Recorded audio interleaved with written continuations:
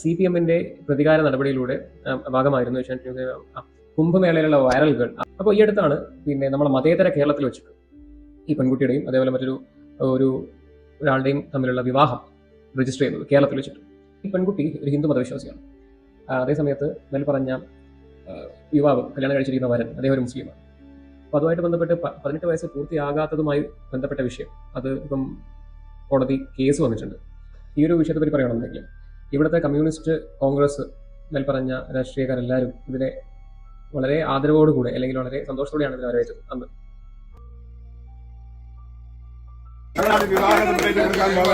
നിങ്ങൾക്ക് എല്ലാവിധ ഭാവാഐശ്വര്യങ്ങളും ഉണ്ടാകട്ടെ എന്ന് ആശംസിച്ചുകൊണ്ട്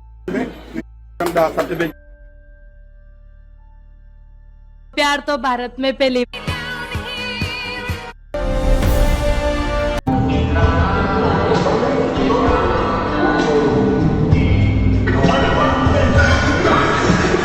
ഇതാണ് കേരളം. ഇതാണ് യഥാർത്ഥ കേരള സ്റ്റോറി. അതിലെല്ലാം അടങ്ങിയിരിക്കുന്നുണ്ട്. യഥാർത്ഥ കേരള സ്റ്റോറി എന്ന് പറയുന്നത് ഈ കല്യാണമാണ്. നമുക്ക് കേരളത്തിലെ മുഴുവൻ ജനങ്ങൾക്ക് അഭിമാനിക്കാം. ഇതൊരു ഇന്റർ റിലീജിയസ് മാരേജ് ആണ്. ഈ പറഞ്ഞ മൊണാലിസ ഒരു ഹിന്ദു മതവിഭാഗത്തിൽപ്പെട്ട ഒരു പെൺകുട്ടിയും കല്യാണം കഴിച്ചത് ഒരു മുസ്ലിമാണ്, ഇസ്ലാം മതവിശ്വാസിയാണ്. അപ്പോൾ ഒരു ഇന്റർ റിലീജിയസ് മാരേജ് അത് കേരളത്തിൽ വെച്ച് നടത്തിക്കൊണ്ട് കേരളം സെക്യുലർ ആണെന്ന് കാണിക്കാനുള്ള വെടാപ്പാടായിരുന്നു ഇവിടുത്തെ രാഷ്ട്രീയ കക്ഷികൾ ഓരോന്നും എല്ലാവരും കൂടെ കാണിച്ചു കൂട്ടി.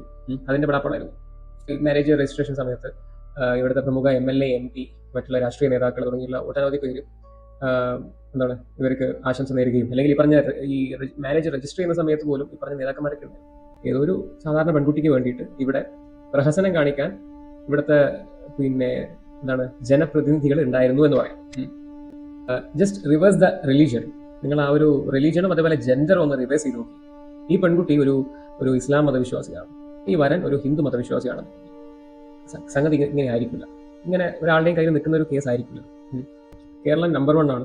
മതേതരത്വം, സെക്യുലറിസം, ഇതിന്റെ കാര്യം പറയുകയാണെന്നുണ്ടെങ്കിൽ നമ്മളെല്ലാവരും ഒറ്റക്കെട്ടാണെന്ന് കാണിക്കാനുള്ള ഒരു പ്രഹസനം ഒന്നാമത്തെ കാര്യം. രണ്ടാമത്തത് മൈനോറിറ്റി വിഭാഗത്തിൽപ്പെട്ട ഈ ഇസ്ലാം മതവിശ്വാസികളായിട്ടുള്ള ആൾക്കാരുടെ സപ്പോർട്ട് വേണം.